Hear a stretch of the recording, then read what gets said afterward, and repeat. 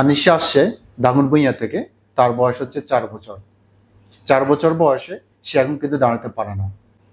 তো এই বয়সে আপনার বাচ্চারা কিন্তু খুব খুব দ্রুত দৌড়তে থাকে, কথা বলতে পারে, কিন্তু সে ঠিকমতো এখন দাঁড়াতে পারে না, কিভাবে চলাফেরা করবে।